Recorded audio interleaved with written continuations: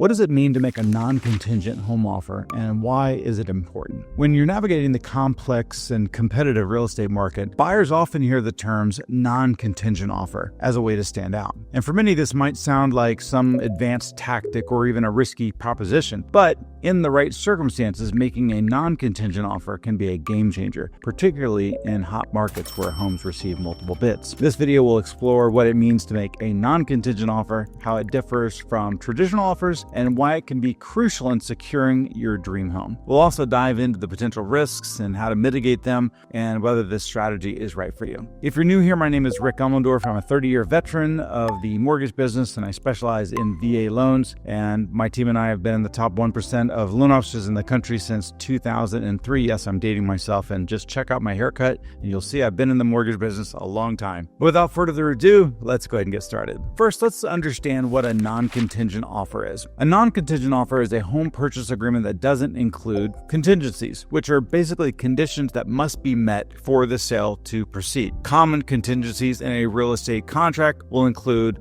financing contingencies, where the buyer offer is contingent upon their ability to secure a mortgage loan, an appraisal contingency, which is the home must appraise for at least the purchase price for the deal to go through. You have a home sale contingency, which is where the buyer must sell their current home before closing on the new one.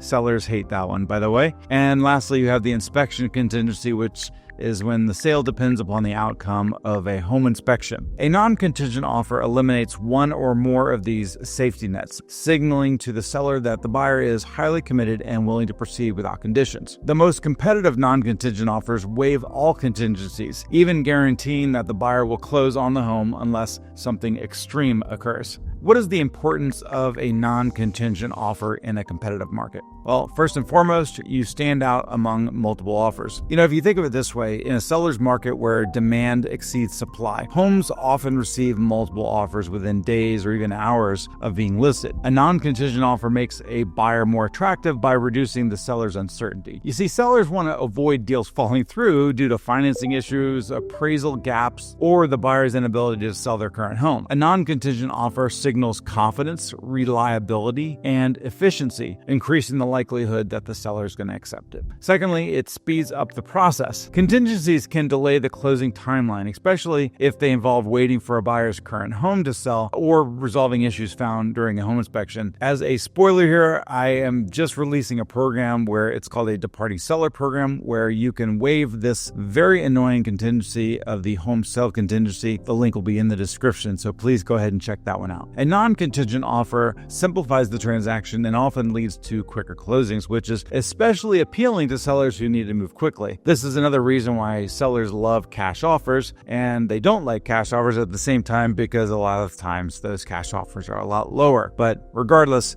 speeding up that process is very important. Number 3, minimizing risks for sellers. Every contingency adds a layer of risk for the seller. For instance, a financing contingency might fall through if the buyer fails to secure a loan. An appraisal contingency can derail the deal if the appraisal value doesn't meet upon the agreed price and you guys can't come to an agreement. A home sale contingency ties the seller's timeline to the buyer's ability to sell their property, which is obviously no bueno. Number 4, seller's peace of mind.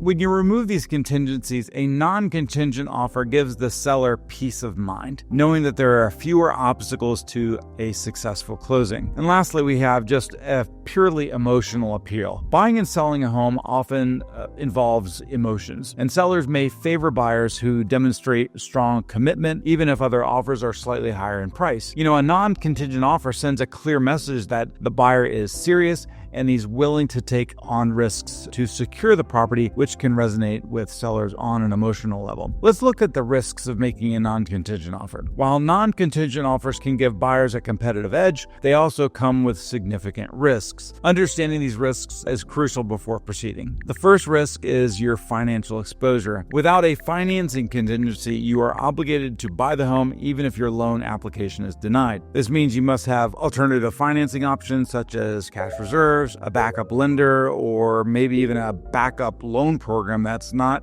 as ideal as the program you went forward with should you have sold your home. Number 2, overpaying for the home. Waiving the appraisal contingency means you agree to pay the purchase price regardless of the appraised value. If the appraised value comes in lower than expected, then you're going to need to cover the difference out of pocket, which can strain your budget. Well, it's not exactly dollar for dollar because if you're getting a loan, it's only a percentage thereof, but you get the point. If it comes in low, then you're the one that's going to have to make up the delta. Number 3, hidden issues. Skipping a home inspection contingency could leave you responsible for costly repairs after closing. And while this may help you win in the bidding war, it's important to weigh the long-term financial implications. Number 4, dependency on other transactions. If you waive the home sale contingency, but you haven't sold your current property, you may face challenges managing 2 mortgages or covering unexpected expenses. Let's look at some strategies to mitigate these risks. Fortunately, there are ways to make a non-contingent offer without exposing yourself to unnecessary risks. First and foremost is to get fully approved, not pre-qualified. A pre-approval letter from a reputable lender demonstrates your ability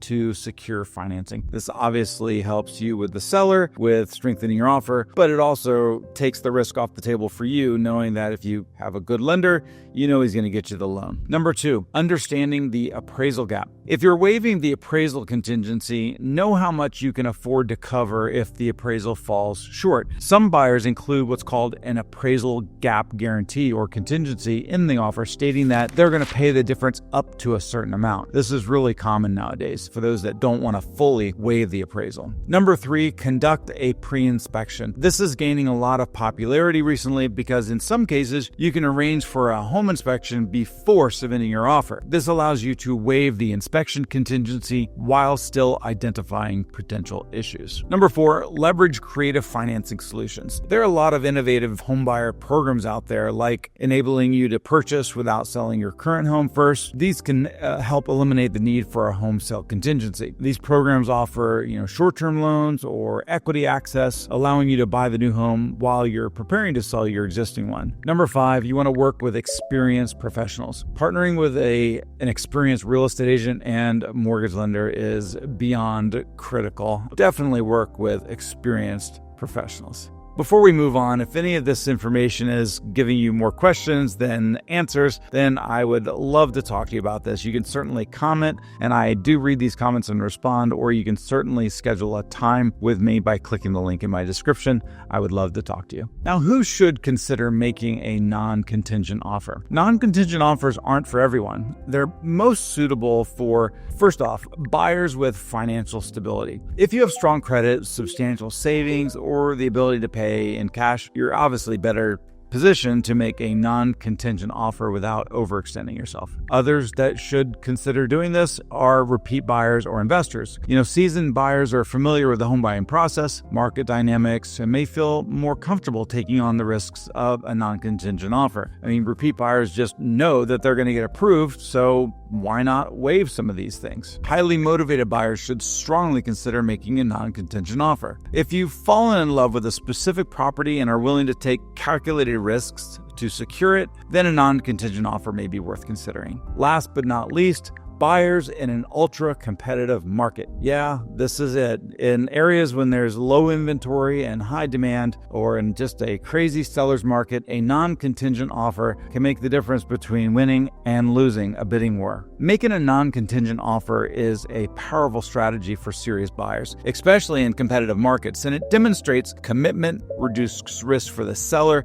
and it can often tip the scales in your favor. However, as I've mentioned, it's not without its challenges and potential downsides. So before proceeding, take the time to assess your financial situation, understand your risks, and consult with an experienced professional like me. It can help you guide you through the process. With the right preparation and support, a non-contingent offer can be a strategic move that helps you secure your dream home while minimizing your potential downfalls. This is Rick Elmendorf, and I will see you on the next video.